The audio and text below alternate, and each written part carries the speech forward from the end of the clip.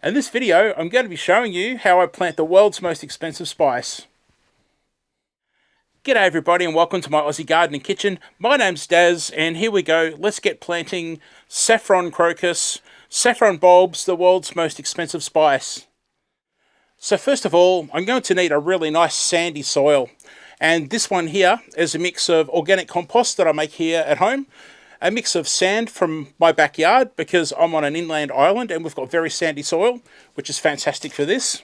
And all I've done is I've mixed it together, and then with my little homemade sieve here, I've given it a bit of a sieve just to get out all these unnecessary lumps and bits and pieces that might just mess with the roots. I really want a nice clean soil for the little tiny roots to start reaching out and establishing themselves.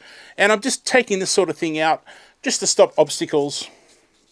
So there we go. I'm just adding more to the grow bag now.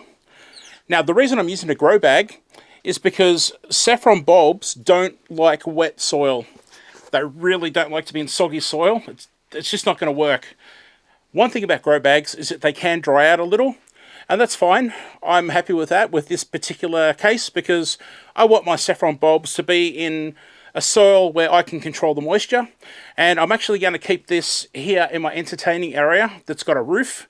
So they're going to get sunlight when they need it, but they're just going to be out of the rain, so they're not going to get soaked unnecessarily.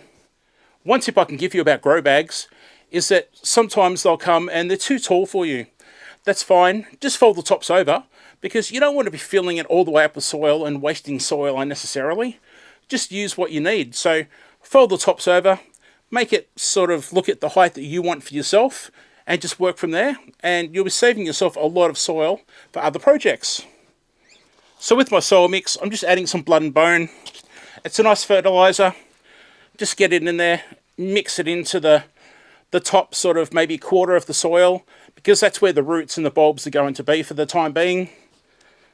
The roots will eventually dig down further, but for now, we're just going to fertilize the top part of the soil.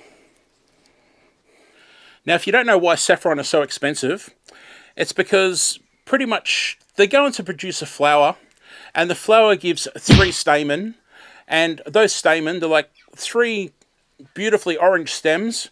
They get picked by hand, and it takes something like 150 flowers just to make 1 dried gram of saffron. It's crazy. And it's said that Cleopatra actually put saffron in her water to have that beautiful colour to her skin. I'm just going with what I've been reading around over time. I don't know if it's true, I wasn't there, but there you go. There's a useless fact for you. Now, saffron originally came from Persia, what we call Iran today. So it really likes that dry, arid climate. And that's what I was saying earlier about not having it getting too wet because it doesn't like the wet conditions.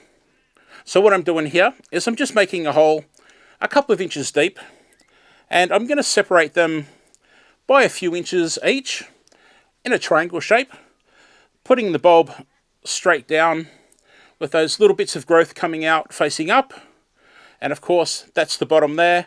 So we're going to have that bottom facing down. And then we'll just gently cover them over. I've already fertilized that soil. And we'll just push it gently, just like that. Give them their nice new home. And they should be quite happy. So what happens here is that now these are going to grow nicely, and they're going to hopefully produce flowers. And then if you give them enough space, they'll actually produce other bulbs, and you can actually multiply your crop. It's really cool. Now, you do leave the bulbs in the ground, so I do recommend that you have a pot or a container or a space in the garden dedicated to your saffron, and you just leave them there and just let them go. And then, say the next year or so, you can dig up the extra bulbs if you need to replant them or move them around somewhere else. You can dig them up and put them in storage if you like. A funny story about why I'm making the video now is because I actually bought these late last year here in Australia, let's say late spring, early summer, and I lost them, completely lost them. Couldn't find them, gave up on them, I just took that as a loss. I finally got around to doing some cleaning here in April, and wow, there they are. I found them in their little mesh bag, and they were starting to sprout, and I couldn't believe my luck.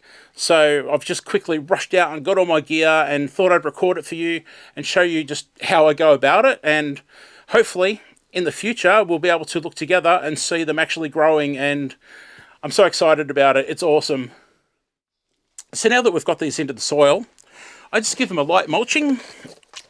Sugarcane mulch. Sugarcane mulch is my favourite mulch. It's just, not only does it have that slightly sweet smell to it, but it suppresses weeds, keeps in the moisture, and it eventually breaks down and will go into the soil, and it helps give healthy soil in the long run. And then the final step for the saffron is to give them a watering in. So this is the only watering they're probably going to get for a little while, because it's amazing. As I said earlier, I lost them for all of those months, no water at all, and because they went dormant, which I should say, they go dormant pretty much over spring and summer, so you just don't have to worry about them. They just look after themselves and they don't need watering. It's so easy to store, it's great. So I'm just giving it a nice watering in. We'll give it a good soak. Watering in the mulch like this is also going to make the mulch heavy and sit it down in place. And then that way it's not going to blow around and I'm not going to lose any. It's a nice light soil, so it's going to take in that moisture. And because it's a sandy soil, it's going to drain. And in fact, I can feel it draining on my foot underneath the pot right now. I've got it elevated for the camera. And that, ladies and gentlemen, is my saffron, my 3 saffron bulbs, planted, done. So I've planted these a little bit late because of the situation of not being able to find them. I'm in the middle of autumn now, or fall, as people say overseas. So the plan is that these are now going to hopefully send up the shoots and eventually flower. I'm looking at maybe 5 weeks or so, hopefully. And then I'll get the beautiful flowers that I can hopefully show you later on. And then when spring and summer comes, the bulbs themselves will go dormant. I'll just leave them alone. And then hopefully next autumn, fall, I'll start seeing shoots coming up and I'll start to give them a slight water again, just to keep them, just to encourage them to grow and make sure they're okay. And yeah, hopefully it'll be an ongoing cycle and I'll have my own little private saffron supply here. It's so exciting. So here we are, 4 weeks later. Now I'm so happy because they've started to shoot. The 2 bulbs anyway have sprung up a shoot. But unfortunately, the 3rd one got taken away by mice or rats, and I put that one down as a loss. But look at this, another 2 weeks later, and I've got my first flower that has started to open up, and it's going to be so gorgeous when it opens completely. But look at that. You can just see the colour of those stigmas there, and you can see how you get that beautiful colour in your saffron when you're using it in your foods. Now, suddenly, about a week later, the missing bulb turned up and it was actually shooting. So it didn't look too good, but you know what? I saw those shoots, so I popped it back into the ground, just covered it gently and wished it the best of luck, pushed the mulch over and just let it go and do its thing. And sure enough, it grew and it grew its own shoots. So happy days. I've still got my 3 original bulbs. Now here we go, a couple of weeks later, the second flower appeared, and isn't that stunning? I just love these things, and the first one died off a little bit, but that's fine. This is what it looks like after you pick the flowers. You'll get this grassy growth, and this is what is going to essentially grow until it actually dies off for the summer period when they go dormant. And this is what you can expect after your flowers. So the yearly cycle of saffron is that in spring and summer it's a dormant bulb, and then in autumn, or fall as some people say overseas, it's going to start shooting up through the ground and producing that beautiful flower that's going to give those stems of saffron that you're going to pick and enjoy. And then of course, as we get through winter and back into spring and summer, it's dormant again, and then the whole cycle just continues year after year, hopefully producing other bulbs in the ground if they've got good conditions and a little bit of space around them.